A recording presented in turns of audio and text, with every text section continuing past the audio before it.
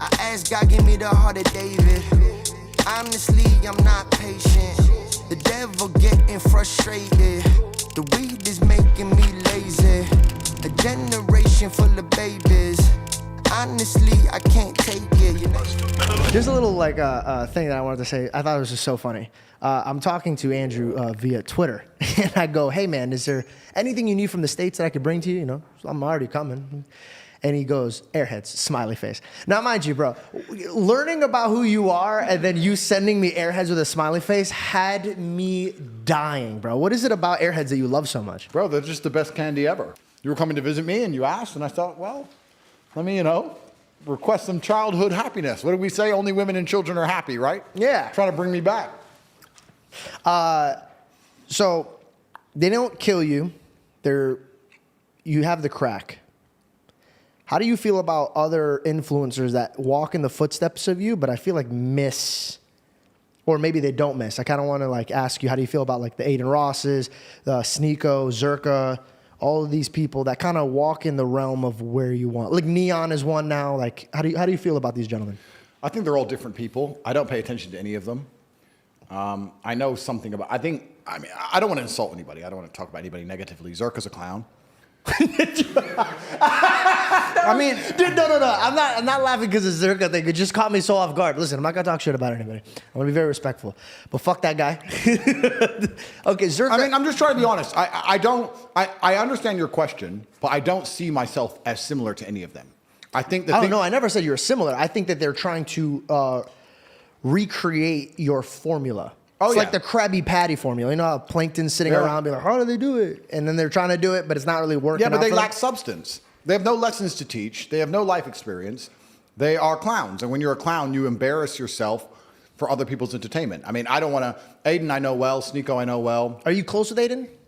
Yeah, I speak to him quite often. But Neom, or whatever his name is, he's a clown and Zerka's a clown. I don't want to insult them too much, but they're just children being stupid. And I think that as the world devolves into insanity, people are looking for solutions and answers, as I've said earlier, which I can provide. They can't provide that because they don't have the life experience or the intellect or the capability, so all they can do is provide cheap entertainment at their own expense. When you're a clown, you embarrass yourself for other people to laugh. Yeah. And the Joker effect. Yeah, and it's a completely different subsect, but I do feel like there are some people who are trying to follow in my footsteps, and imitation is certainly flattering. It was always going to happen. There was always going to be people who were trying to be me. But there will always be one top G, so it is what it is. They're just highlighting the more insulting version of you than they are. They're not.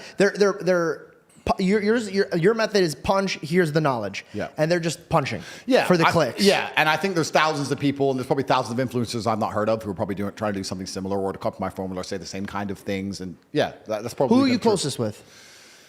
Social media realm. Is it Nelk? Is it Aiden? Is it who does somebody you relate to and you could fully have a conversation and enjoy yourself? You know what's interesting? The Nelk guys are super cool. And I've met a lot of guys, and Aiden was cool. I've met Aiden, met Sneeko. But you know what's actually really interesting? I don't talk to anybody. I've realized this. In fact, there was a conversation about this inside the War Room a few weeks ago, and we're talking about how a lot of influencers cross-pollinate for views and stuff, right? They I'll do a show with him, and he'll do a show with me, and then we'll go to his house, we'll do a show there, and blah, blah, blah. Podcast is obviously different because it's a podcast show, but outside of podcasts, I don't meet anyone, ever. If I can get 1 million views with me and Tristan in our home with an iPhone. I don't talk to anybody, so I don't have conversations with anyone. I don't meet anyone. I'm far away. I'm in Romania. I can't leave. I don't really want them to come here. I don't want to entertain them. I'm quite isolationist, and my friends are the same friends I had 20 years ago. I don't have any new friends. I don't talk to any new people. I don't know this because they're necessarily bad people as such, but I just think we're on different paths, different missions. I genuinely believe I'm waking up and trying to make myself the most excellent version of myself. I have the same standards for the people I love and my children and my family and my women, and I have the same standards for my fans. I don't want any fan of Andrew Tate to have ever lost in any realm. This is the thing that's interesting. I see these other influencers, right? Let's say these other influencers, some random influencer comes along and he sells some random garbage, a crypto, and the crypto loses a bunch of money, for example. I couldn't sleep at night knowing that my fans lost money because of me. Yeah. I don't want money that bad. I would rather all of my fans say, you know what, you can say what you want about Andrew Tate, but since I listened to him, my life has only gotten better. Nothing bad has happened to me. I go to the gym, I feel better, I feel motivated, I feel happier. I joined his school. It cost $40. It was cheap. I'm making money now. What's there bad about Andrew Tate? Every single thing he told me to do benefited me.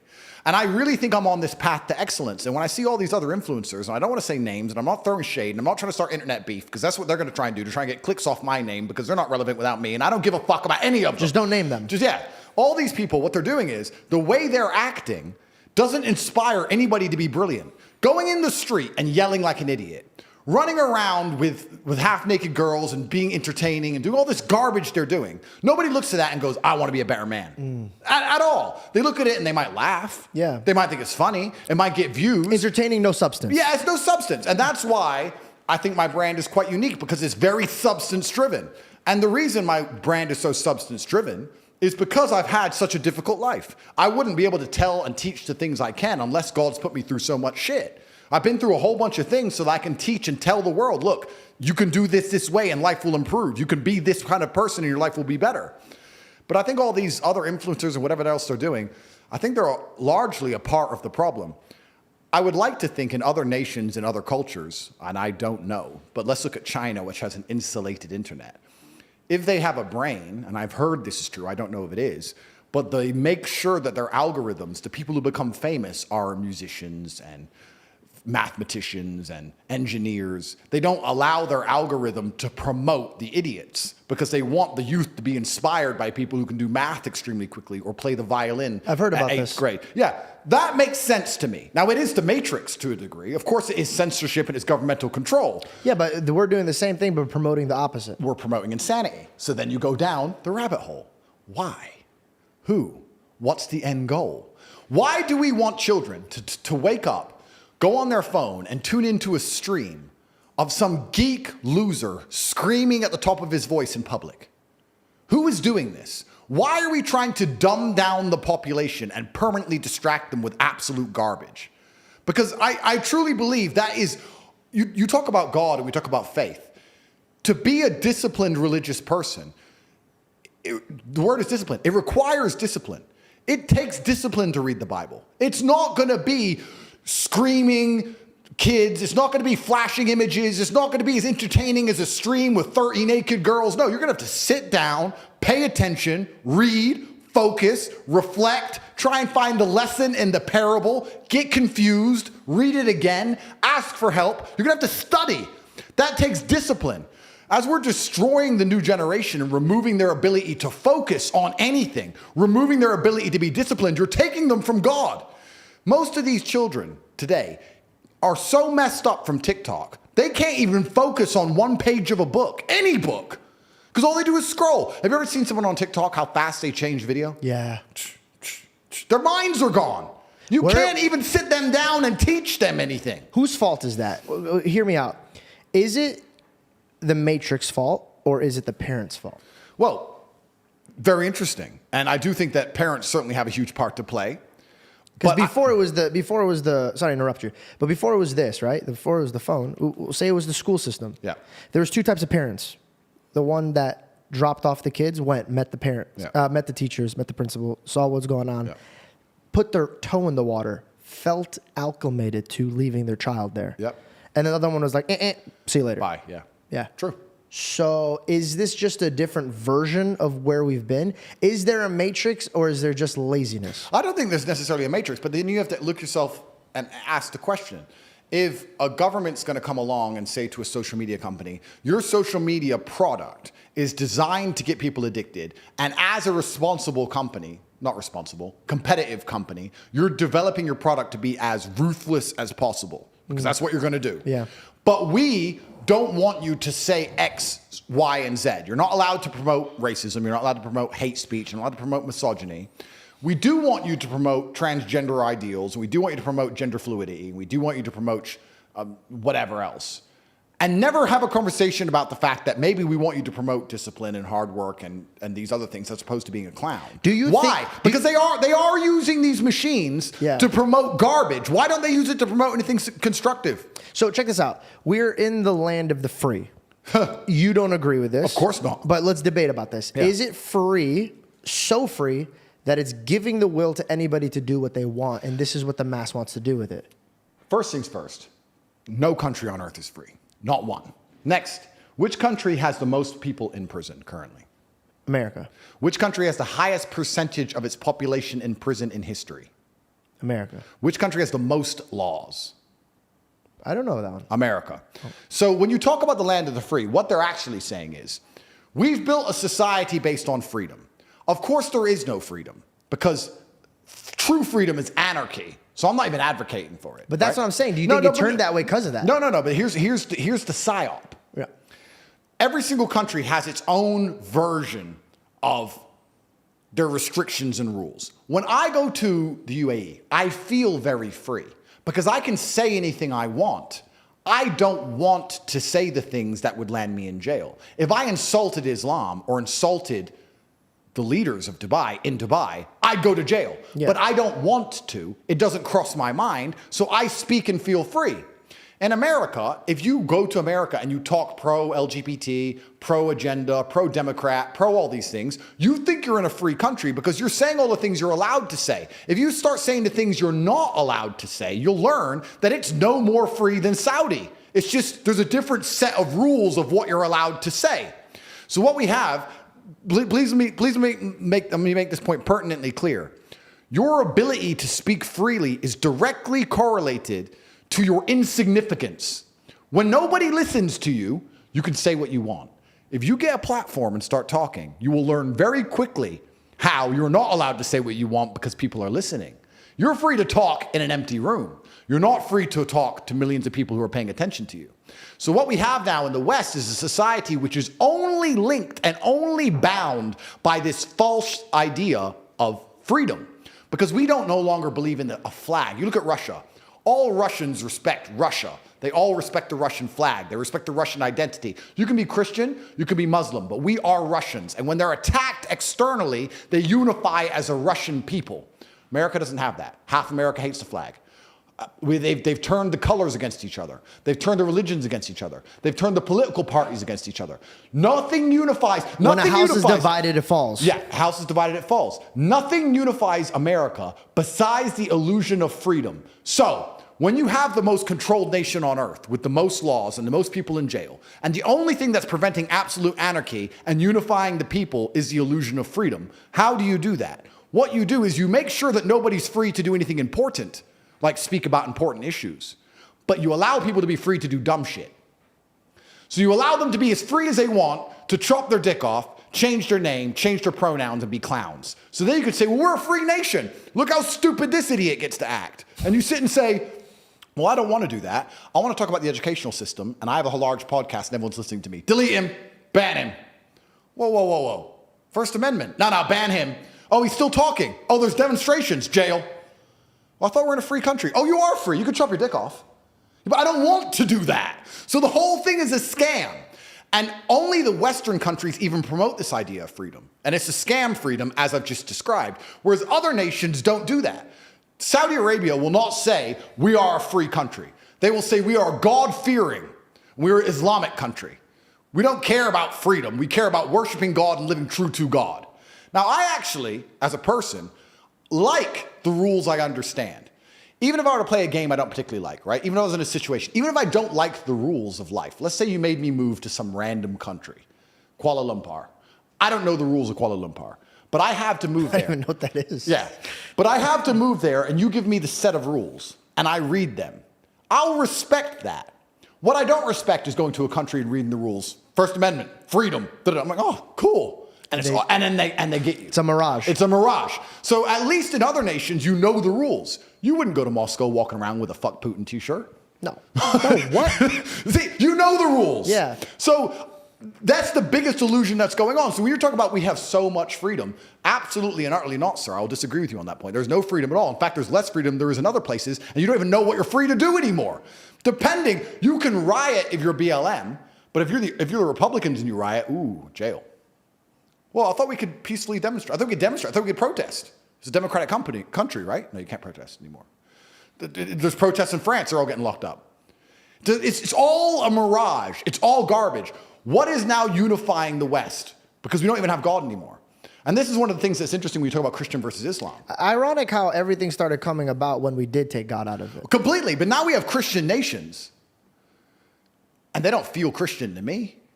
They don't look Christian.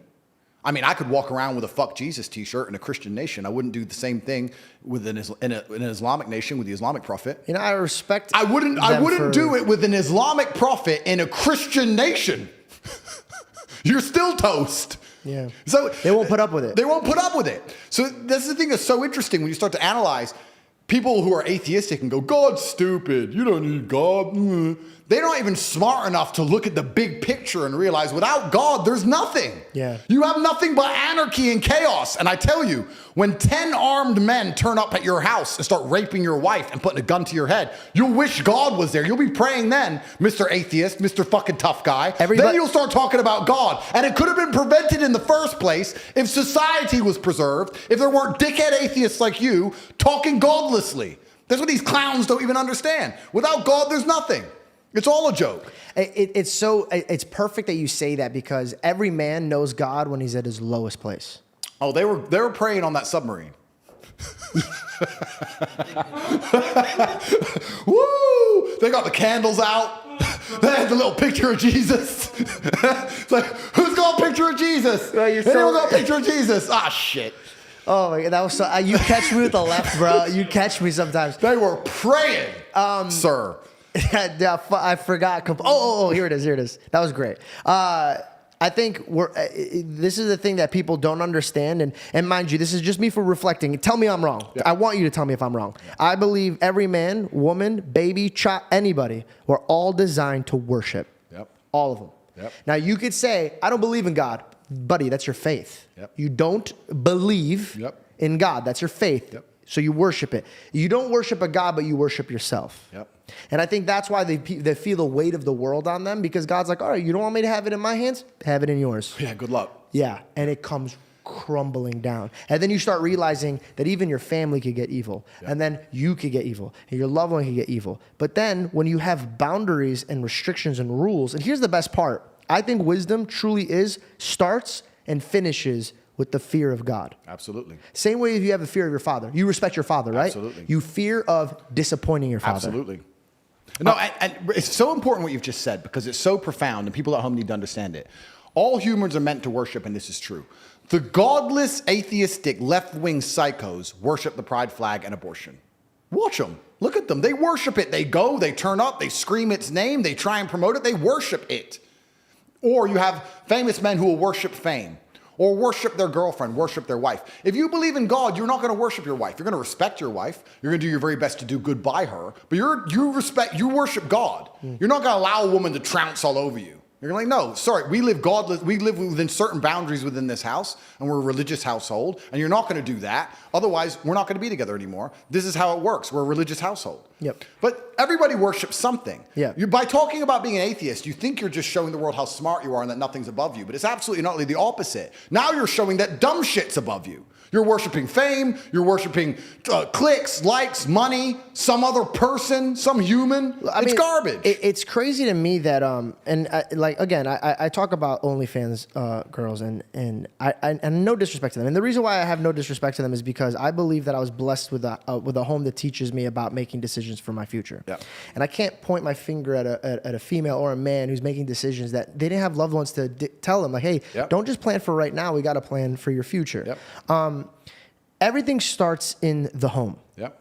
And if you notice, 90 or so crazy percent of people that are in prison, they don't have a father. Yeah. And there's a lot of situations that stem from not having a good example in your life. Agreed. So let's circle back to the home, right? We can't control the government. We can't control the matrix. We can't control the schools. Yeah. But we can control what goes inside and outside of this home. Yep. And that's a very powerful, powerful, powerful thing that people are not circling around. But only if the man is the man of the house. Yes. Only if he is not feminized.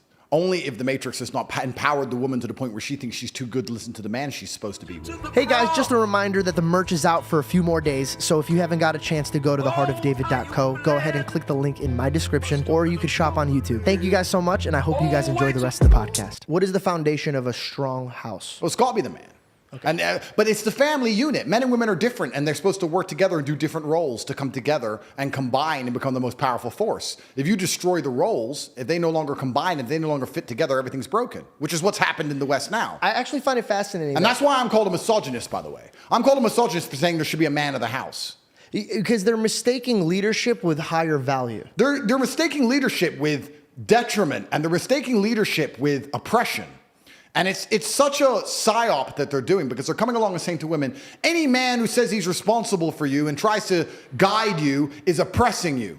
And that's absolutely not the case. In fact, if you look at history, most of the time it was the father who guided the daughter until the daughter got married and then her husband guided her. Yep. That's how it's always been. There's nothing wrong with that. And women come along and say, we don't need no men's guidance. We'll make our own decisions. Okay, that's fine. Well, let's look at the decisions you're making. Let's actually look at Western society, and let's look at these women without fathers, and let's look at these women who don't listen to no man.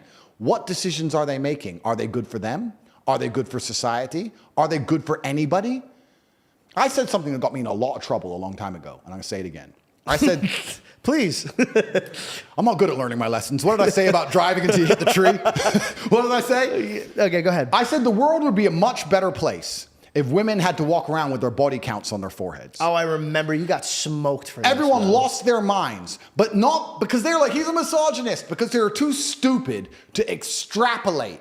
Because I say something abrasively to shock people, and the intelligent ones will look at what I say and extrapolate the lessons from it. Like we talk about the Bible. You read the parable, but you have to sit down and analyze what it actually means. Yeah. What I'm talking about is female promiscuity. If women had to be far more careful and more selective with who they slept with, this would inspire masculine excellence now. You can't be a loser with a little bit of weed and get a chick over the house. You have to be a better version of a man. You have to be the kind of man who can provide for her if she gets pregnant, for her to even consider sleeping with you, because that number is going to go up and she's going to be judged for it. And women don't like being judged. Women are very, very susceptible to societal pressure and peer pressure and judging. Same with men. Same with men, but women even more. Because men are not going to want to be with a girl who has 468 numbers. 100%. So now men are like, I want a low number. She doesn't want to add to her number. I better be better. I better be better. Now when someone gets together, they're going to stay together. They don't want to mess up their numbers, right? They're going to stay together. They're going to stay together as a family. They're going to be more prepared to sit, talk through things, work things out. No longer divorce anymore. The church holds this. Islam holds this. Absolutely. Because in Islam and in Christianity, when you go to church or you go to the temple, right? What are the main thing that they fear is God, but they also fear how other people are looking at them. 100%. When my mom used to come to church and go, hey, don't embarrass me around these people. 100%. So I had to behave. I'm like, all right, I don't want to represent my family the wrong way. Completely. Peer pressure can go positively as well as negatively. So when I said this, I got attacked for being a misogynist, but no one understood what I'm actually talking about is couples coming together, working together, masculine excellence, and removing promiscuity from society so that you get to a point where a lot of problems are fixed. What did you just say about prisons and fatherless homes? Wouldn't having that number on a woman's head fix the fatherless homes? Now we fix the prison population. You can extrapolate this out towards fixing the entire society. But I make the point and nobody listens to what I say. They just lose their minds because they're emotional. But it's it is. No, that's really funny. But it's amazing how you can extract out from that one point I made. But you could have made the same point in a loving way. I could have. That's what I'm saying, bro. So then we have to ask why I don't. Yeah, that's the thing, bro. Because I think that's your next journey. Because I think this is what happened. You knew step one was to get famous, and the only way to get famous is to piss people off. I did pretty good. You did a fantastic job. Thank you, sir. Okay, your next season now is to group in the rest of the sheep. Yeah, of course. And I say sheep in a good way. Trust me, it's a biblical term. I think right now you need to win the hearts of some females that disregard you completely. Because I had this conversation with my girlfriend, and my girlfriend's like, hey, listen, he says this, he says that. I go, okay. You gotta think about what they're going. So we had to sit down and watch a podcast, and then like, baby's trolling here. Yeah. And she goes, well, I don't understand that he's trolling here. Why would he be trolling here? Why is he talking so serious here? Yeah. But then he's joking around here. Yeah, of course. So I think, honest to God, I really do. I think your next journey is going to even be bigger because now you're going to have to figure out a way to talk to other people without pissing them off. And I can do it. For this episode, I can do it. Explain to me in a way that you get the same result of the numbers thing. It's like school. Without using the numbers thing. What could we do to get women to use their numbers lower without disrespecting them and saying, hey, go outside and put your number up? Of course. And just a point I'll make, I don't think it's disrespectful. I think it was just a thought experiment. But I understand what you're saying. I can say it in a far easier way. Do you know why I'm doing this, by the way? Because I want to vouch for you. And I want to vouch for Trump. And I want to vouch for people that I do believe in, but it's really fucking hard when you're going around saying, these bitches need to have fucking numbers on their head. And I'm like, motherfucker, Tate, stop saying that. You know what I mean? Like, I'm trying to vouch for you. So if I have to come out here and literally come out here, fly out here, 16 hours, I want to sit here and say, dude, I am with you. But I'm trying to be with you, waiving my morals and my integrity. I'm trying to bring in even the people that we think are stupid, they're still worth saving. Oh, completely understand. And I'm also very prepared and aware that I can say things in a far nicer way. I agree with you. It's not accidental. I am aware of it. You already achieved what you needed to achieve. Yeah. And that's why I said it's something I said a long time ago. I was just explaining the point behind it. But it's a strong message, so how do we get that message out without pissing them off? Oh, that's easy. I mean, I think when you tell a woman, but you know what's interesting? It's really interesting, and I want to make this point. There is a very vocal minority, especially on the internet, of feminists and left-wing psychos. I'm telling you, if I say to a woman, being promiscuous is disgusting, 95% of women go, yes. It's only these 5% of idiots you see going, I can do whatever I want. I'll sleep with 100 guys if I want. And then we sit and go, all women think that way. Women are not actually as broken as society is showing them to be on the internet, thank God. They're not that bad. Because trust me, most women know that. In fact, women know that so intrinsically in their hearts. If you see a woman insult another woman, what does she call her? A whore. Slag. It's the first word out of her mouth. You just slut. It's the first thing women do, because women know that's how you insult a woman. So even the bad women who run around having arguments with other women, who are promiscuous themselves, use promiscuity as an insult. So most of the world actually understands this. It's only the Western world which has this very broken vocal minority. And these people always come to terms and learn that they were wrong as they were older. It's just unfortunate they have to learn the hardest possible way. I don't think there's any woman out there who slept with 100 guys who's happy she's done it. It's sad. She got psyoped by society. She probably had no dad at home, no masculine role model. No one guided her. She got psyoped by society into thinking that having sex with men is somehow going to be empowering. And she's woke up one day and looked in the mirror and she hates herself. I feel sad for her. I was at a party once at my friend's house, and they always make fun of me for this, but it was a very learning curve for me. Yep. I'm sitting there, and all my friends are having fun, and I'm noticing that this girl's behavior is trying to impress the men that's around her. Yep. And she starts trying to do drugs. And I looked at her and I go, sweetheart. And by the way, that's dangerous, right? Calling a girl sweetheart now is very dangerous. Yeah. And it never comes, like my father, I have to tell him chill because he'll be like, sweetheart, honey. And I'm like, yo, chill. You can't say that shit no more. And it's so heartbreaking because my father looks at them like their daughter. Yeah. You know, and so just know if I did say sweetheart, I was looking at it from the eyes of my own father. So I go, sweetheart, you don't have to do that. Yep. And she lost her fucking mind on me. And she started freaking out. And everybody's like, yo, you can't say that, blah, blah, blah, this and that, right? Okay. She freaks out, leaves, and she says something that broke my heart. The man was like, listen, you got to go. You're freaking out. You're causing a problem. They're not going to kick me out, right? Yeah. They're not going to kick me out. Yeah. But they're going to kick her out. And the thing she says, she goes, no, it's fine. I'll suck your dick.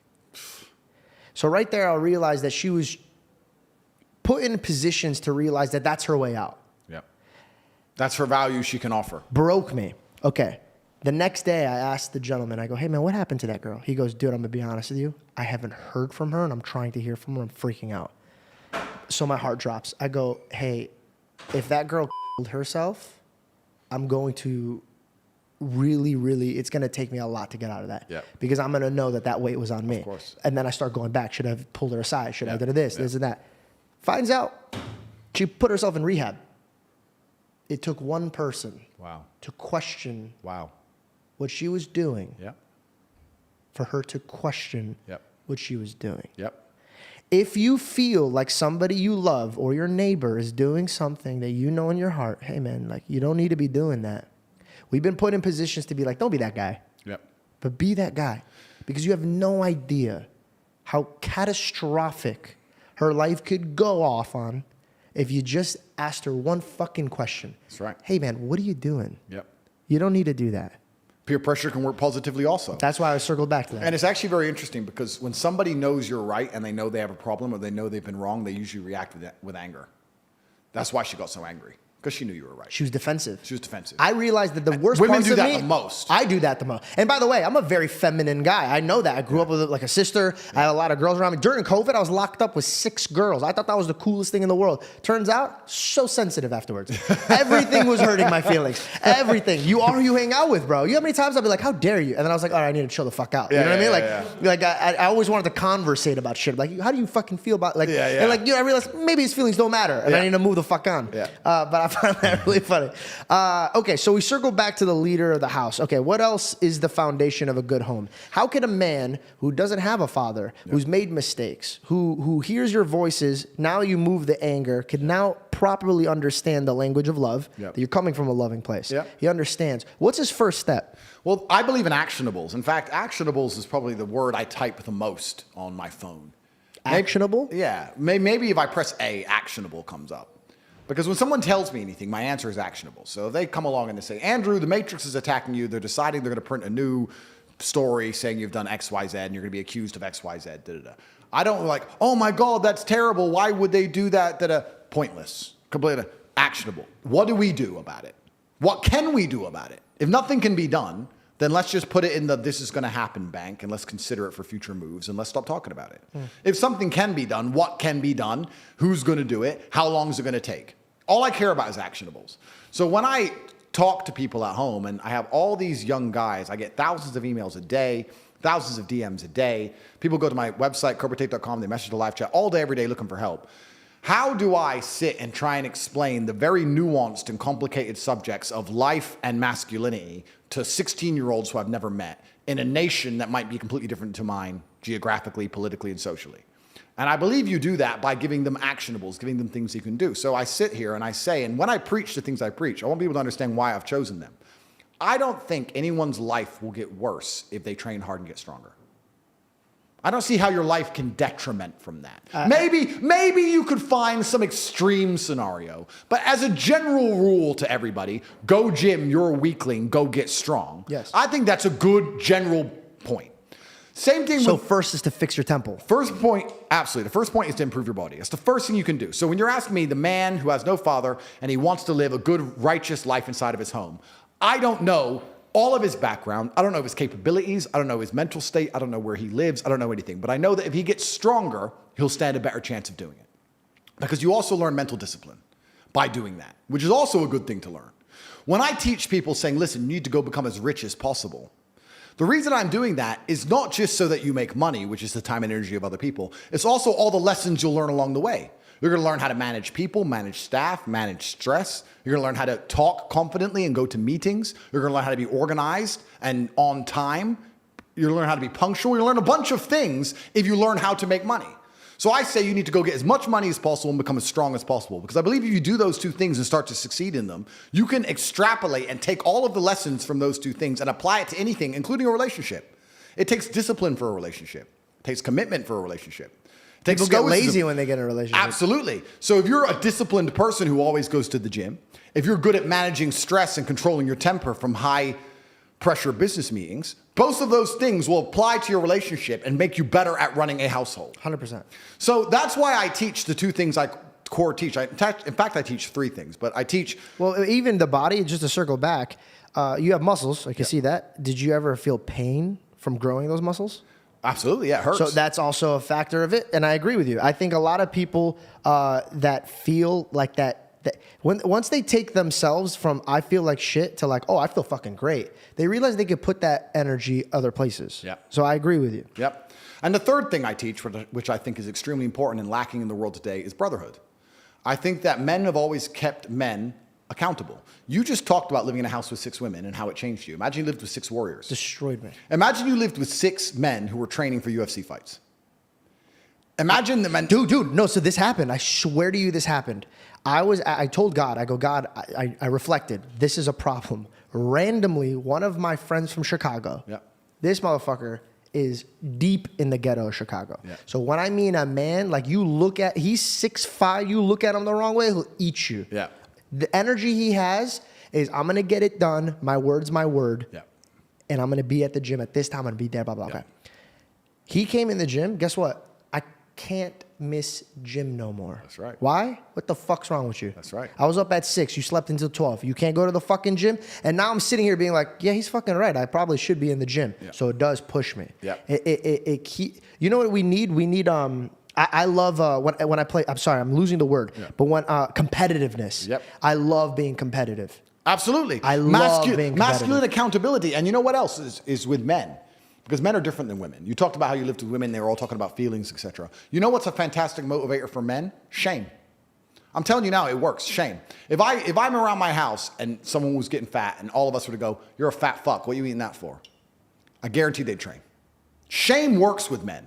And you talk about this, and this is the reason I promote brotherhood. The reason I am the man I am is not just because I'm so fantastic. It's because I, even now, to this day, live with 6 men. I live with my fight coach. I live with my brother. I live with some of my old friends I've had for 20 years. We live in this big-ass compound, this huge house. If I wake up and my brother's been training an hour and a half, I feel so annoyed and angry and guilty that I have to go and beat him now. So that competitiveness keeps us constantly at edge. People say me and Tristan are best friends and our brotherhood is fantastic, but it is based on competitiveness. But we don't compete against each other. We compete to prove to each other we're a good teammate in the battle against the Matrix. How do you get there?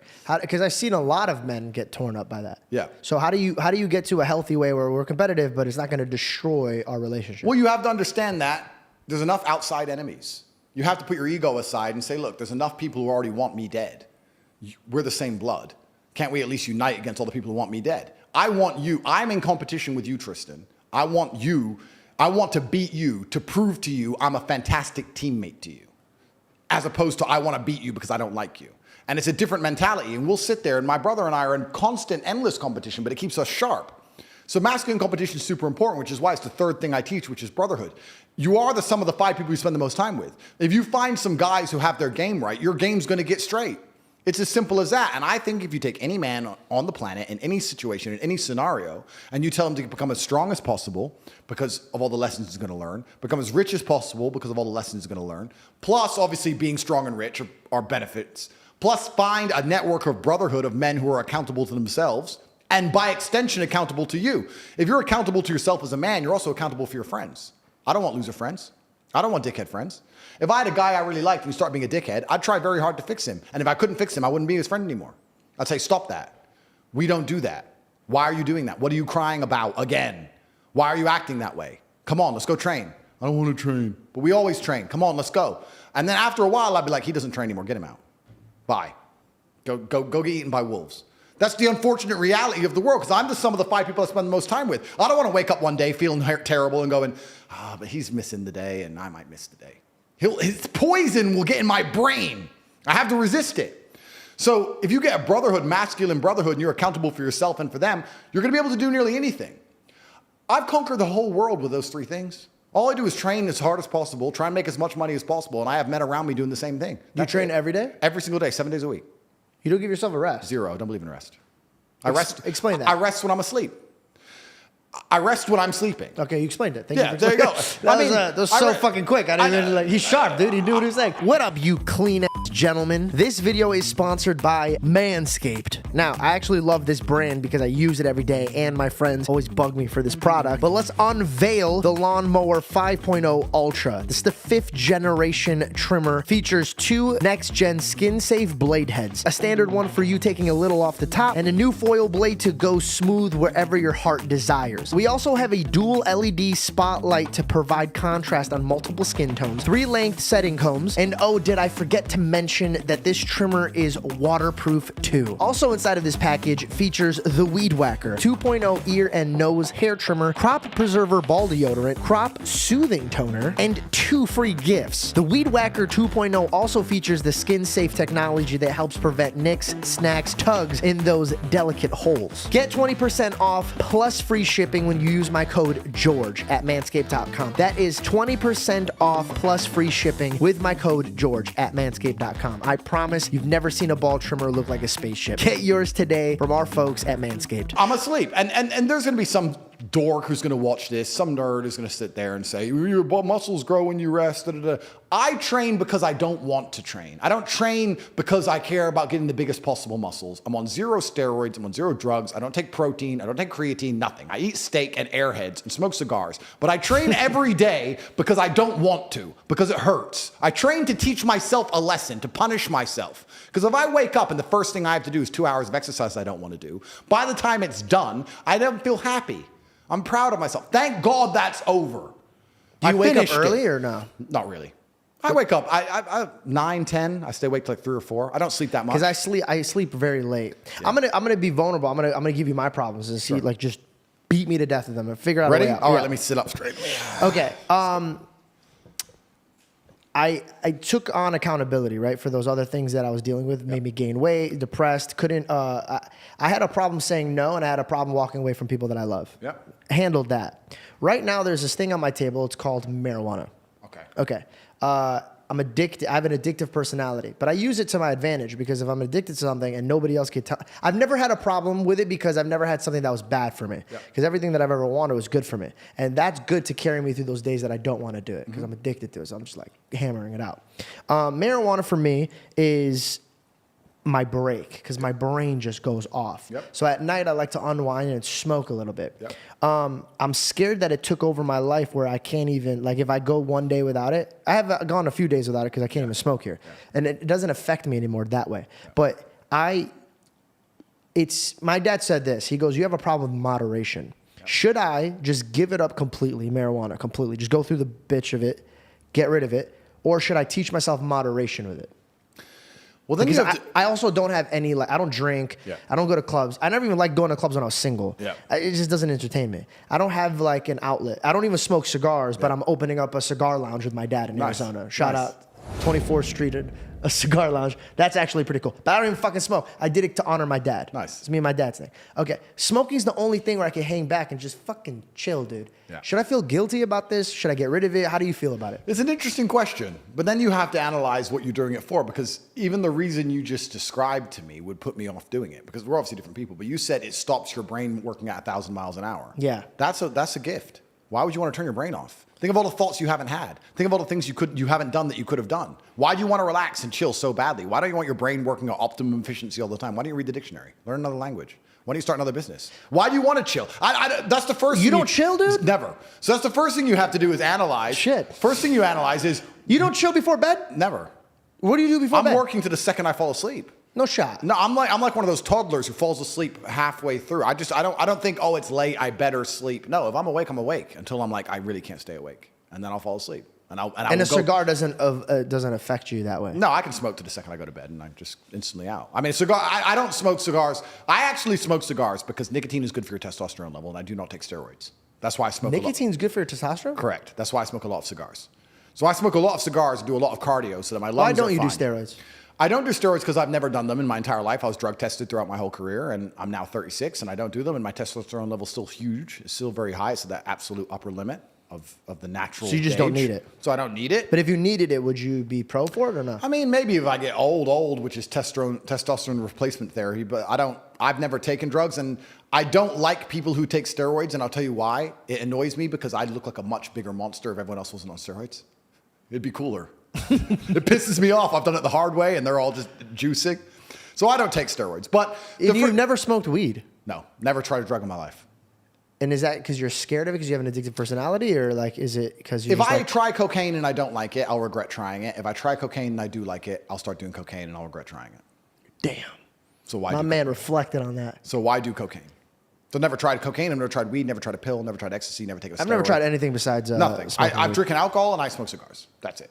But so your alcohol is like my marijuana then? I quit alcohol a year and a half ago. So well, then what the fuck? I haven't. How would you even bring it up? I got so excited. I used to drink alcohol, and I haven't drinking alcohol. When did you drink though? When you're unwinding? No, I used to drink because a year and a half ago I quit alcohol cold turkey. Instantly. Were you like a drunk, or were you just absolutely not? I was extremely effective. It was at the time when I was most famous. I was doing Nelk Boys. I was drinking alcohol when I had all those things on TikTok. When I first blew up, everything. I used to drink alcohol all the time, and I used to probably drink every day. Because I have a lot of money, and I have a fun life, and we jump on the jet, and we drink vodka, and we get off, and we all these girls, we go to the club, and we drink vodka, you just drink. I never had a problem with it, never suffered with it, never got out of shape from it. It was fine. And then I decided I'm going to live many different versions of reality, and I spent a year now partying basically every day, and it's been great, but now I want to live a sober life and see what happens. So I just instantly quit. I blinked and cured my brain. I could quit smoking instantly if I decided. I could blink and cure my brain. Okay. I could just do this. So but to answer your question, which you initially asked, the first thing is, what you've told me marijuana does for you, I don't understand why you want it. Because here's the thing, I want to unwind. It is my time to unwind. So for example, if I'm playing Unwind when you're asleep. But I'm playing Fortnite. What the fuck do I need my brain for To Fortnite? win! To win! It's a battle! You have to destroy your enemies! What do you mean to sit there and just lose? Do you play video games yet or no? Sometimes when I was on house arrest, I started playing Super Smash Brothers. What about Fortnite? No, I don't play Fortnite. No. Okay, would you ever drop in with me? Only if if I start playing Fortnite and I lose, I'm going to end up being the best Fortnite player on the planet. And I've got more as I can't take the L. And I've got more constructive things to do with my time. Just drop in once with me, bro. No, I can't do it. What? We'll play Super Smash Brothers. I'll get Kirby and I'll beat your ass. I don't know what Super Smash Bros. I'm not That old. little piece of gum is going to mess you up. It's like an airhead. Just fear this picture because it's coming for you. What is a gum? You don't know what Kirby is? No. Bro, you're smoking too much weed. Well, anyway, what weed does for you, I don't know why you want it. That's the first thing. Second thing I'll say is this.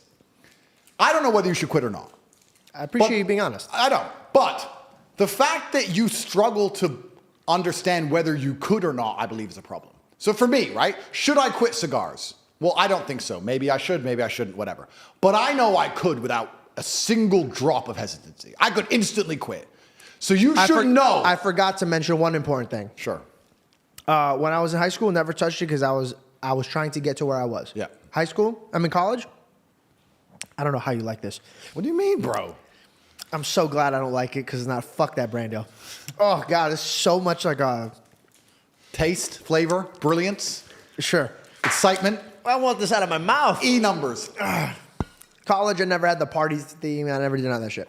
I feel like right now in my life, I have no kids. I don't have like certain things where I need my brain to be on 24/7. I know when I have kids, there's no shot I'm gonna be able to do that. Yeah. I see a good window of opportunity, and I'm just scared that one day when I'm like waking up at 3 o'clock in the morning because I have kids or like all this shit, I'll be like, I should have enjoyed my time where I was like less responsibility. Yeah. This is why I smoke now, because I know there's gonna be a time as soon as my mind goes there, I'm gonna be able to walk away. And I've also, in the past few years, I'll give myself 60 to 90 days off to make sure I'm not addicted to it. So I've already trained my body to like So could you quit now instantly if you decided to? 100%. I've done it many times. Okay. Well, then you don't have that big of a problem. So if you could quit, then it doesn't matter. But if you were to sit and go, I don't know if I could quit, then you'd have to quit. Okay, now I have the most important question of the day. Sure. How do you feel about bottom G? Because dude, if you got up and danced like that, man, I think everybody would just agree with you. I think that's what would happen. I think everybody in the world would be like, you know what, we need to fucking listen to this man. Yeah. Look at his hips. Yeah. Have you ever looked in the mirror and brushed your teeth and been like, and just try to dance like him ever? Be honest. No, I've seen a couple of his videos, and are you offended, or are you just like, it doesn't make you laugh? What is it like? I mean, he's made a brand off of my brand. Dude, it's so funny, bro. When It is funny. I mean, he can dance. Mm-hmm. Congratulations to the guy. I have nothing against the guy. I mean, he can dance, and he bought a nice jacket like mine. I mean, I hope he does well. I had to ask that. I'm so sorry. No I was literally writing like the dumbest question. I wrote some questions that are just, when I mean seriously stupid. All right, I'm ready. Because I was like, I have to ask some fun questions. And I literally labeled them fun questions. Sure. And I just want to get through that. Let's do it. And then we can jump back into the deep ones. Let's do it. Okay. The first one was, how do you feel about bottom G? You answered that. Thank you for answering that. No problem. Okay. I already asked that one. Actually, it was the Sneeko and the Zerko. That was actually part of my fun questions. Okay. Okay. 2 brothers, 1 cage. Jake Logan, you Tristan. Who comes out alive? You know what? I'm trying so hard to not start internet beefs. I'm really trying not to. You could say Jake and Logan, man. Bro, Don't worry about it. No, I can't lie. I'm going through life. I'm trying to live peaceful now. I've got Fed agents in my house. Matrix is after me. I'm just trying to live peaceful. But of course, I have absolute faith in myself and my brother, and I know what we've been through, and I know the kind of men we are. Okay. I just had to ask, you know? I understand. Okay, now, you're away on a long trip. Yep. And you have to leave your daughter with 3 people. Okay. Candace Owens, Patrick Bet-David, Donald Trump. Okay. Well, I'll choose Candace because she's a woman. I trust them all. That makes sense. I trust them all. Do you have a son? I have a lot of children. I don't say how many, but a lot. You just have a flock. Yeah. If I had a son, then it'd be if it was my son, it would be Patrick or Donald. Yeah. It'd be Okay, hard to but choose. you had to pick for the son.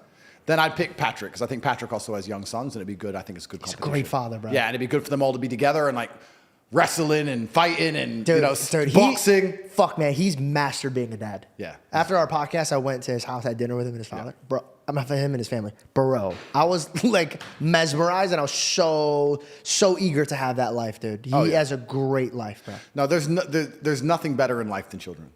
You'll never regret children. No matter, you can say, I don't feel ready. I don't know that. When they turn up, you'll be glad you did it. The only regret you'll have is that you didn't start earlier. Really? 100%. I'm starting to catch that fever, bro. Bro. I hate when people talk about their kids. Like, I don't give a fuck about your kids, bro. Yeah. Like, they get so excited talking about their kids, but lately I started That's why you gotta be like hear. me. See, I have no real. I don't talk to anybody, so I don't have any friends besides my guys who know me, and none of us talk about our kids. None of us. Yeah, I agree with you. It's boring. It is annoying. Yeah, it's like, look at dude, this picture. It's like, fuck off. I barely want to talk to you, guys. Yeah. Get out of here. Yeah. So, okay, so you don't hang out with people, but you're always on this hunt to change and build yourself and build I have the same 5 people I'm with every day. And What's I'm your with- fun? What do you do for fun? But this is a question. So now let's look at this. Okay, let me ask you. Okay. What is fun? Fun is when you're... Tell me something fun. Something fun? I think this is fun. Except this is work. True. Okay. What's okay. fun? Okay. Fun is when you're having a lot of joy and less work. But what if you have joy during your work? I do have joy when I work. So do I. I love working. All I do is work. And people say, what do you mean all you do is work? Because But you there's enjoy what nothing, you're doing. There's nothing else to do anyway. The only time I'm not working is if I'm fighting, which you can still consider work because I consider it training. Or sometimes I'll drive one of my 53 cars in a circle. I'll go out racing around the mountains in a Ferrari, but I'll film it all and it'll end up being on the internet, so it'll end it's up being work. Yeah. So what do I do that's not work that I enjoy? I mean, I look at people who are having fun, and those are the people who I don't believe are chasing pride or chasing happiness, and I feel like they're wasting their lives. Trying to have fun, trying to be happy is the biggest waste of life. You know what I saw the other day? It's remarkable. You're not going to believe this. I saw thousands of people take drugs and stand close to each other in a big sweaty pit, like a bunch of peasants, and jump up and down listening to a song they could listen to on YouTube for free. And they paid money to do it. It was called a festival, and it was disgusting. And I see these humans stand there. I'm like, what the fuck? No wonder you're fucking broke. You're an idiot. You're dumb as fuck. You're a moron. Like, festivals are crap. Concerts are crap. Clubs are crap. What's fun? Nothing's fun. The only thing that's fun is masculine achievement and being respected for being monumentally successful and competent and crushing your enemies with your brutal brilliance. Turning up and saying, I'm going to make more money than all of you. I'm going to be more famous than all of you. I'm the best. Watch me. And winning. That is fun. And then the only technically thing that's video games, but you're doing it in real life. I'm doing it in real life. I have no time for games. House arrest, we found a few hours. Now I'm back out here in the real world. Everyone must pay the price. But even then, the only things that I find fun now, the only thing I do for fun is, okay, I'll take my SF90 around. So that's a $700,000 car. My fun's expensive. I need a lot of money to even find anything I find remotely entertaining. A beautiful friend of mine, she's in Bali, and she's like, I can't wait till we're free. We're going to go to Bali, look at this villa. Da, da, da. I'm like, if I went to that villa, do you know what I would do? I was like, what are you doing there? She's like, oh, I'm doing yoga, and I had breakfast, and then I'm looking at the forest, and we're going to go see the monkeys. Da, da. So if I went to Bali, do you know what I'd do? I'd sit on my laptop. I would turn up at the villa and go, which room's mine? Okay. Laptop. Coffee, please. Coffee, laptop. It'd be the same as Romania in Bali. And when I go to Dubai, it's the same. That's what I do. I work. And I want to make this very clear to people because I find it amazing when people say they don't have motivation. I have people come to me and say, I want to get rich. I don't have motivation. I want to work harder. I said, how can you not have motivation to get rich when somebody like me with a head start like mine is still working 18-hour days every single day, 7 days a week without having a day off? I'm going to crush you. You don't stand a chance. I will beat you. And you're just going to sit there and perpetually lose because you can't find the motivation to crawl up out the mud and stay a bug until you end up in your 15-minute city getting your 17th injection like a dummy, like a useless eater. All I do is work. Nothing is fun. I don't have fun. I don't even understand sports. I don't understand the concept of fun. The only sport I ever did was beating the shit out of people. Is that fun? Why did you get into fighting? Because I was a chess player. And Chess and fighting are remarkably similar. Very. You have to know what your next move is going to be countering his next move. And there's no luck. If you lose, you made a mistake. There's no such thing as a lucky punch. If I'm losing a fight, or if I'm beating some guy up, and he hits me with one shot and knocks me out, and people go, that's a lucky punch. He's trained his whole life to punch people in the face, and he punched me in the face. You call that lucky? I call that good. I think it was a very good punch. Excellent. Probably his best punch of his career. No such thing as lucky punches. Same thing with chess. If And you also lose, you left your guard down. Absolutely. It's my fault. Same thing with chess. Brutal self-accountability. If you lose, you made a mistake somewhere. How do you learn that? You have to go back, reflect. You have to watch the game back, play the game back. Where did I make the mistake? You don't blame your opponent. You blame yourself always in chess. It's self-accountability.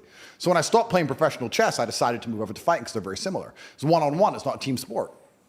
So that's why I chose to fight. But I never considered fighting fun. I never took it as, ha, ha, ha, this is fun. I was out to hurt people, for real. So I can't think of what I do for fun or any fun I've ever had.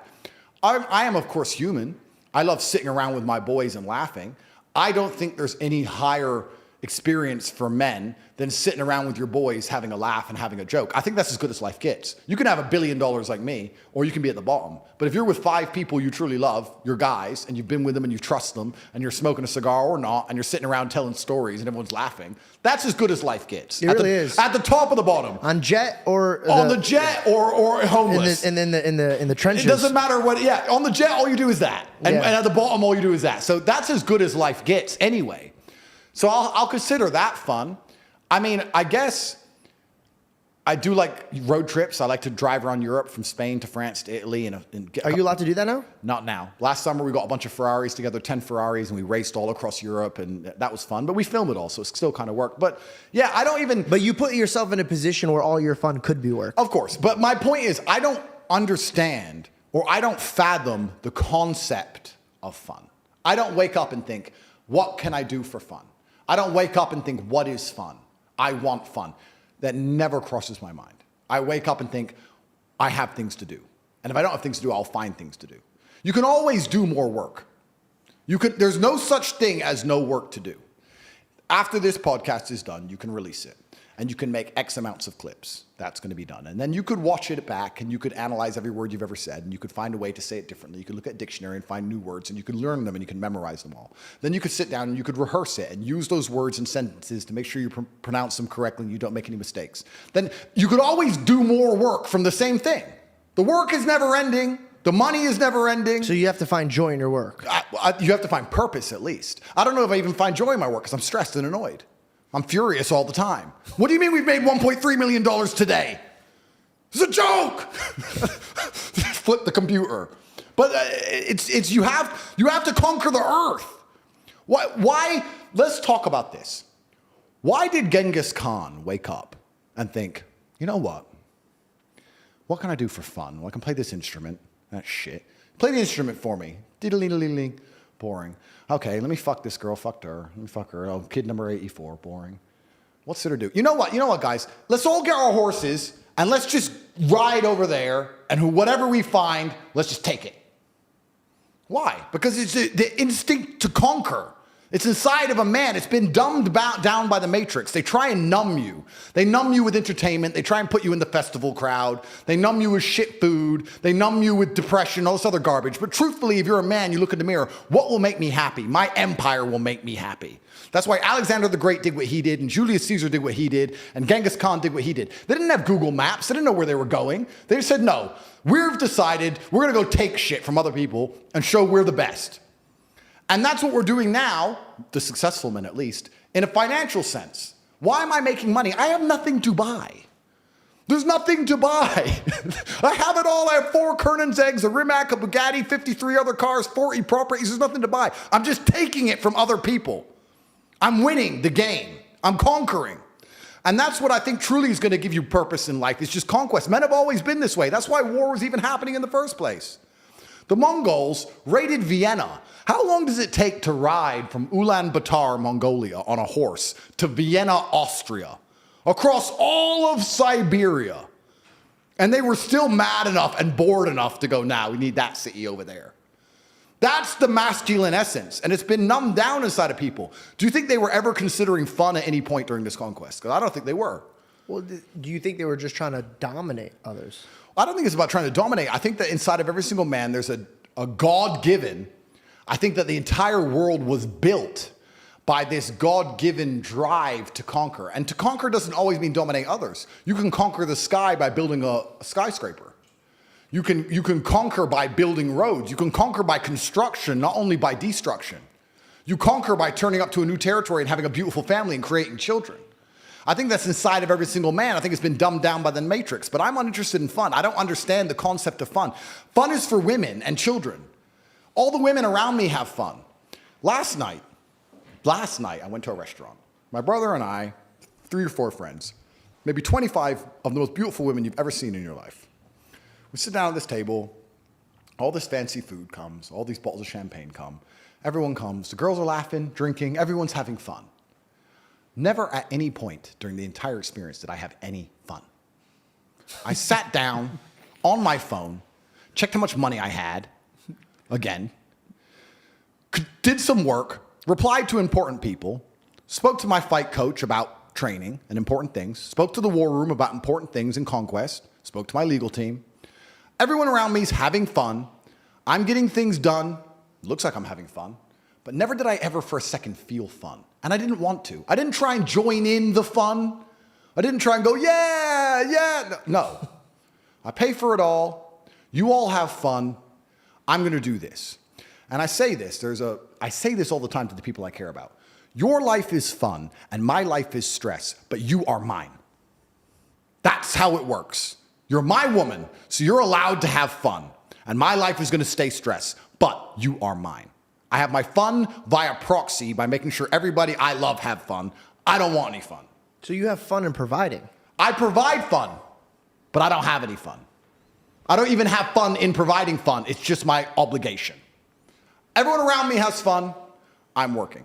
And I cannot explain to people at home. Does Tristan have the same mindset of this? Or does he like to have more fun? He likes to have a little bit more fun than I do. I can see that he looks a little bit happier. But it's not happy. This is the point. I want to make this very clear to the people at home. I don't want anyone at home to think that I'm unhappy or depressed or miserable from this. This is just how I view the world. I don't want to have fun. I don't know how else to say it. I don't look at fun and go, I'm missing out. I look at fun and going, I'm glad they're enjoying their fun. It's like food. Do you want this cake? No. Well, everyone else wants it. I'm glad they want the cake. Cake tastes good. That's great. But I don't want the cake. I want something else. I will provide the cake. I'm a baker.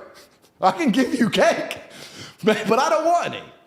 I don't think in the concept of fun. I don't enjoy fun ever. All I want to do is monumentally achieve endlessly. That's all I'm interested in.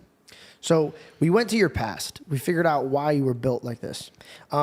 We talked about the dilemma and the obstacles that you've overcome. We talked about moving into the next season. What do you feel is your next season? And also, I don't know if this parlays, but the training, talking to your trainer, and your training as much as how I see Jake train for his fights. Why? Are you preparing for a legitimate fight? Are you wanting to go back into that? Or do you feel like the world fight's already big enough and you don't need to go back into the cage for that? Yeah, a lot of it depends on what happens with this Matrix attack in regards to fights, but I'm always ready, and I've always stayed ready. So I could fight tomorrow. I'm that ready. But I enjoy it, and I enjoy feeling ready. Even though the process is suffering, I enjoy to feel ready at all times, hence why I'm always training. In regards to what the next stage is, well, I have personal goals as well, outside of my internet goals and my career goals. And this is actually something very interesting I want to tie back into our earlier conversation when we were talking about monogamy and polyamory and all these other things. Because it's my goal to have as many children as possible. Is it so you could have your offsprings deliver your message, or because you just want kids? You want like mini disciples running around and being like, if you have an empire, you need heirs, right? Yep. If you have a large empire, you need a lot of heirs, right? Mm-hmm. So I want at least 25 children. So what do you think? Oh, you're trying to be Nick Cannon out here. Yeah. So what do you think from a religious perspective about someone who is destined on having as many children as possible, but obviously to do that, he would need more than one woman? Do you still think that's a sin? Ooh. Well, I think putting your needs above God's is a sin. So you need 25 kids. It's interesting. Is it my needs? Is it selfishness? Well, you just said, you were like, well, God, is it? You knew that it would be against God because God just wants you to have one woman. Actually, perfect. To be honest with you, I've never read the Bible cover to cover, so I don't know if it is. Spoiler alert, one man, one woman. Yeah. Sounds like a boring book. But you know why he does that? It's to preserve society. No, it's just to demonstrate your relationship with him. Because once you stop, you love. Okay, think about this, right? Yep. You love a woman, Yep. and you provide a family, Yep. a covenant, Yep. a kingdom. But then you get to the point where you're like, I need more. This is what Adam did with God. I need more. Don't you feel like, let me ask the question from another way. Don't you think the good people and the intelligent people of Earth need to be having kids at least at the same rate as the idiots? I mean, we have a population. No, it's a great question. It's a great question. And we can also look at this. We can take it away from the religious argument and look at it another way. We have a serious population crisis in the West. If you want to, I don't know if you know about this, but there's a huge demographic collapse incoming. And the reason we have these massive numbers of immigration and the reason our cultures are collapsing is because we no longer reproduce at the basic rate of sustaining a population. So 2 people are supposed to have 3.7 kids on average for the population to increase. But how many people do you know with 4 children? Very rare. None. So 2 people have 1 kid, population goes down. 2 people have 2 kids, population still goes down because people die. People die in car crashes, these kind of things. So we have huge problems from a socioeconomic point of view because you now have people living longer because of medicine. They have longer pensions, longer retirements. They need to be paid for. You're supposed to have a huge tax base of young people working. We don't have anyone having enough children to sustain the tax base. So what the people in charge of the world are doing is saying, okay, well then we need to import third worlders to sustain this entire pyramid scheme we have, this Ponzi scheme of you working your ass off so you can retire later. We need to import third worlders who are going to work for pennies and they'll pay taxes so we can sustain it. But that's why all the cultures are collapsing. So you look at this, very interesting.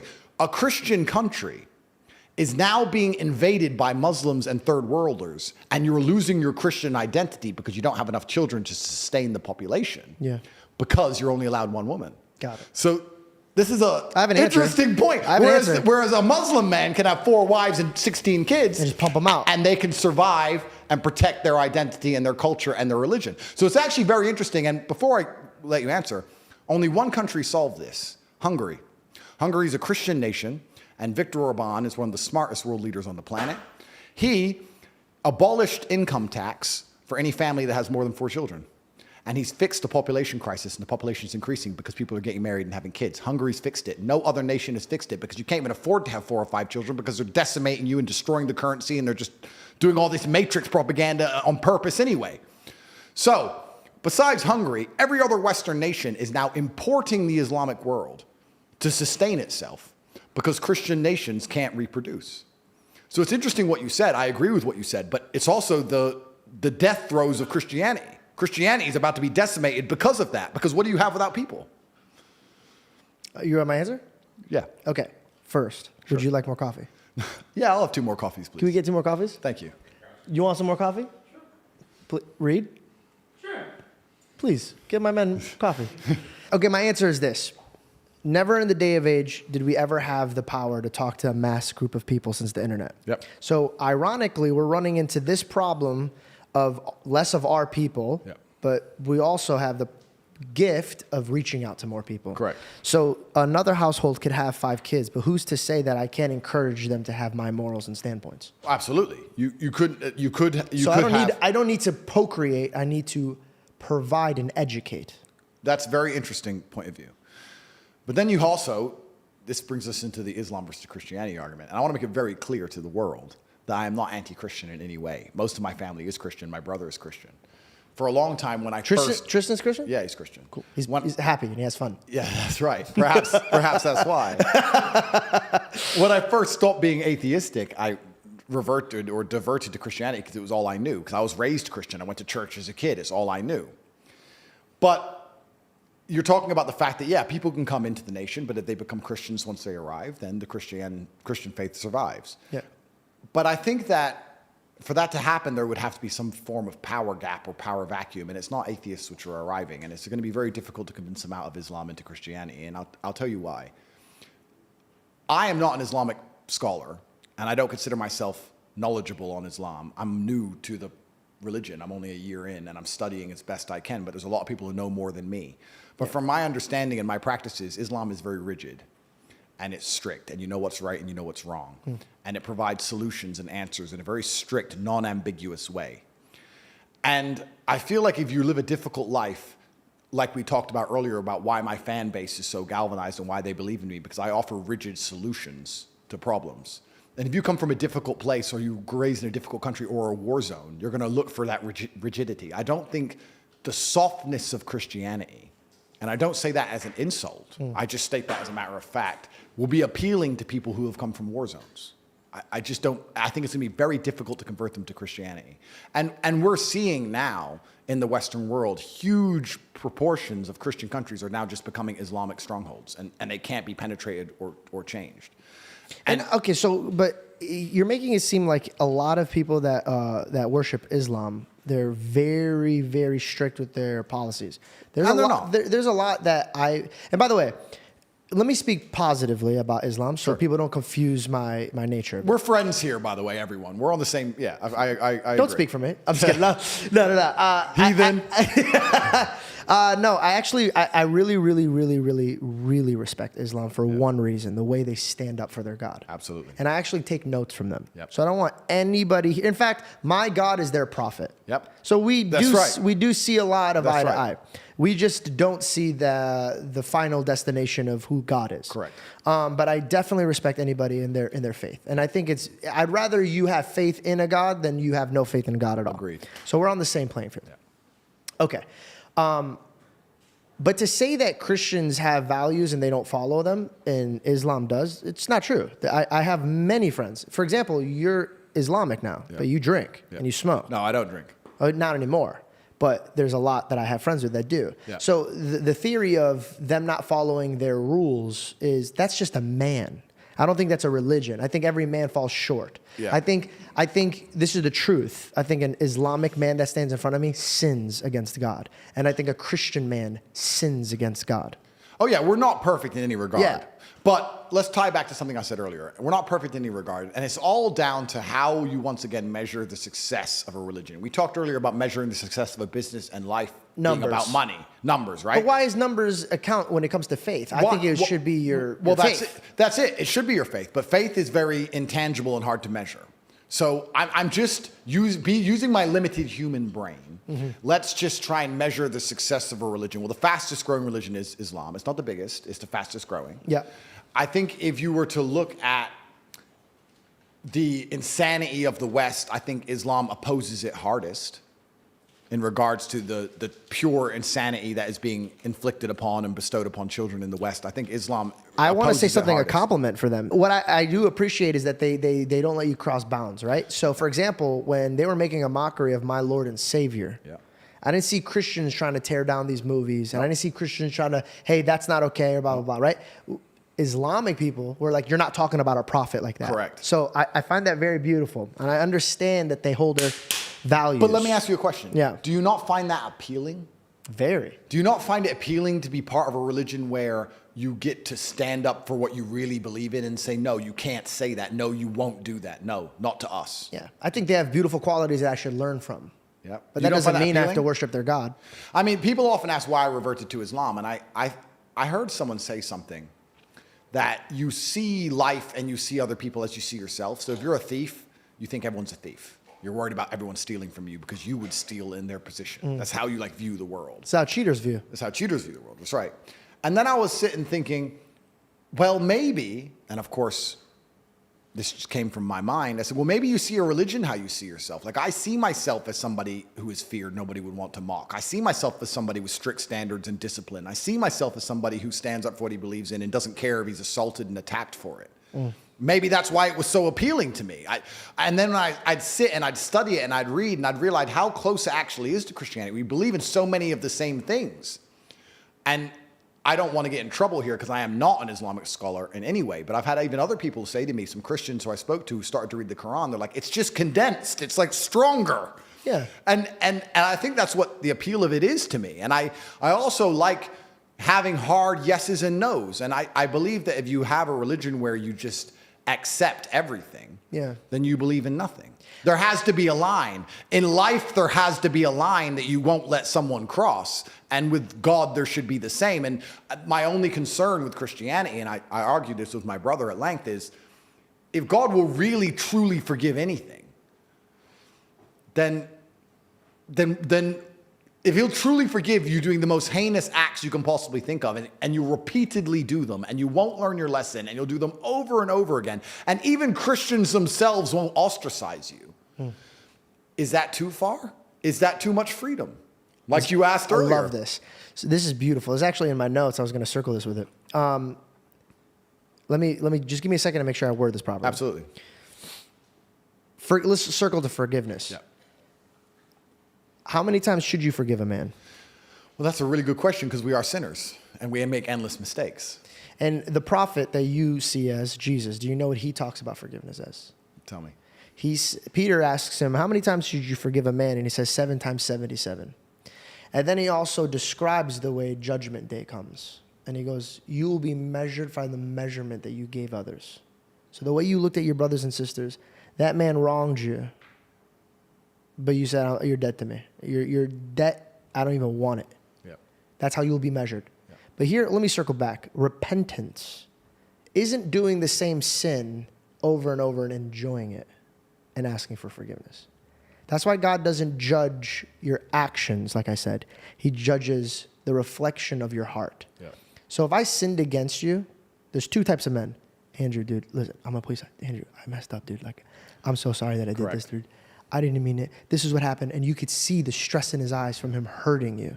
Hey, Dad, I know you told me not to do this. And I was with my friends or, hey, Andrew, my bad, bro. Yeah, it won't happen again. Yeah. This fucking guy. Yeah. There's a difference. Of course there you is. You can't hide your heart from God. Absolutely. So that's why I say only God could judge. And I remember what I was going to say about your God and my God, right? I believe that if there is a God out there, he wants you to come in the same direction that I'm going, the vice versa. So I think I never want to debate religion ever, because then I'm trying to disprove your God, and that might be holding your heart, and I don't want to do that. I agree. But what we could do is I say, I'll pray to my God, and you pray to your God to open up one of our eyes and hearts. And whoever is wrong or whoever is right will guide us with wisdom to the right direction. I love that. And you know what? I kind of feel like when I'm talking to people of other religious faiths, and like I said, I have to be very careful. I'm not an Islamic scholar. And like you said, I don't want to ever insult Christians or insult other religious faiths. The only people I like to argue with correctly and properly are atheists, because they need to learn the light. Yeah, I'll join. Yeah. No, I'm just kidding. I feel like if there's one God, let's imagine there's one sentence, and it's the most beautiful sentence that you can possibly think of that can be constructed with the most compendious and gorgeous language that can be put together. I feel like the different religions are perhaps different languages to say the same thing. Yeah. And, you know, German sounds different to Russian, sounds different to English, but you can say it in different ways, but it all means the same thing. And I feel like that's the best way to look at it. And to a degree, the Quran also says the same thing. It says that we're a lot closer than we are apart. And I think when I meet somebody of another faith, I still feel happy for them, and I feel glad for them. It's only when I meet somebody who sits down and thinks they're a smart ass. Oh, no, we came from monkeys. I'm like, oh, bro, you need help. Those are the people I argue with. Those people are more lost than ever. And here's the thing, man. Like, a lot of people will ask me, like, how do you forgive? Because forgiveness is sometimes it gets so hard, especially when you know that person wrongs you purposefully. Yep. And my theory goes back to this. Forget the way I measure is the way he's going to measure me. Yep. But my God came and paid a penalty for me. Yep. Because I couldn't pay that penalty.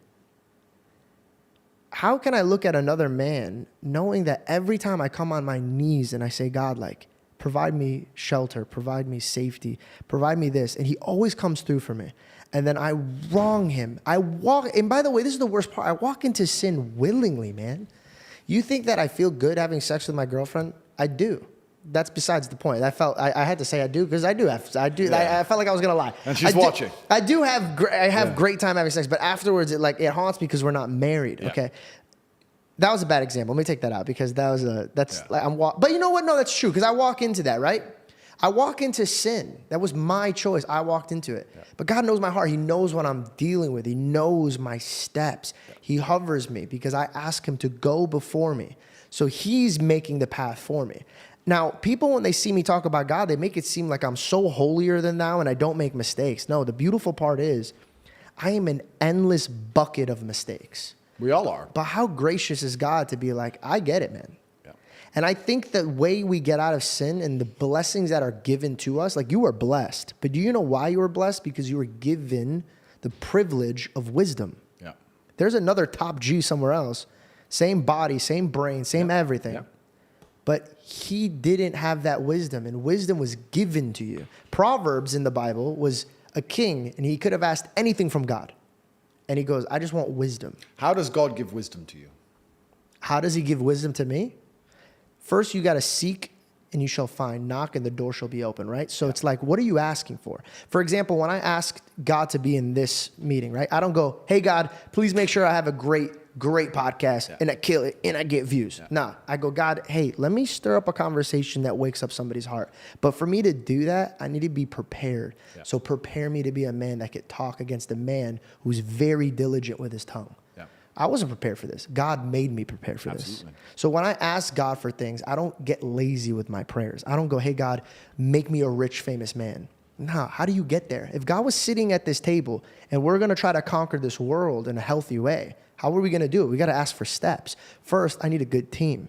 I need good hearts. Yep. I need the right tools. Yep. People are asking God as if he's a make-a-wish genie, just like, hey, I want a baddie with a fatty. It's like, bro, what are you going, like, some of the prayers that people ask that God doesn't even deliver is better for them not to have it. He knows best. He knows best. But I also feel like God gives wisdom. God gives wisdom through tribulation and suffering. I'm smarter because of jail. He wanted to teach me something. But question, did you not ask for this life first? Oh, absolutely. So what came first? Was it the fact that you thirsted for a higher life, or was it that God threw you into that? Because for me, if you asked me to be a trainer, hey, I need you to train me, I'm going to put you through your test. Oh, absolutely. So you asked God for that. Oh, he completely. didn't just put you in that circumstance. And that's one of the things that's very interesting. You have people who will sit at home and pray for an exceptional life. They'll say, I don't want to live a normal life. I want an exceptional life. I want a special life, a different life. And then they'll do exceptional things. They'll fly on a private jet. They'll buy a Bugatti. They'll sit in a $10 million mansion somewhere on the coast. And then cry if they end up in jail. Exceptional doesn't always mean good. Exceptional means deviate from the norm. You begged God for exceptional. A Romanian jail cell is a unique experience, just as a Bugatti on a private jet is a unique experience. If you want the experiences, there's no light without dark. You can't have both. If you're going to pray to God and ask for all these amazing things, you have to understand there's an equal and opposite force, and you will pay the price. And here's a beautiful thing. Let me backtrack that one line you just said. You could pray for something, but remember, there's two people on the phone listening to your prayers. I like that. And here's the craziest part. You know when who's giving it to you. Yep. You know. You Deep in your heart, you can feel it. Oh, of course you can feel it. You're lying to me if you say you can't feel it. And you know what? Maybe that's where I'm self-reflecting. We're talking about being vulnerable. I'll be vulnerable. Maybe that's actually where a lot of my motivation comes from, despite the fact I think I'm genuinely putting my life and my livelihood in danger by speaking so much truth against the matrix is, if I was getting all of this money and all of this fame and I wasn't talking about God and doing good for the world, I'd be very sure the devil was giving it to me. I'd feel it. I'd feel cheap. I'd feel dirty, and I would feel anxious. Like, okay, I've got this fame. What am I doing for the world? Okay, I may be entertaining. I may get some views. I may get some clicks. But what am I giving the people who believe in me? Am I scamming them? Am I hurting them? Are they getting better? What am I doing for the people who know my name? Am I just taking all this shit from the devil and I'm not giving anything back? Am I actually making anyone feel better about themselves? And then you sit there and realize that, yeah, you are. You're taking it from the devil, and you'll pay the price tenfold with your soul. This is why I sit and find the bravery to think, I'm currently on bail in the middle of a judicial process inside of the country we are sitting in right now. I've been advised by all legal counsel to not do podcasts. Here I am doing a podcast. Why? Because I know people will listen to it and I can give a good message out there, and I believe that I can drive people in a holy direction, regardless of which religion, whether they choose Christianity or Islam. I believe there will be people who watch this and decide to believe in God. That's worth it to me. And then the money I'm achieving 10 years from now, whatever, I know it came from me trying to do the right thing. I didn't scam people on crypto. I didn't sell shit to kids. I didn't do none of that stuff.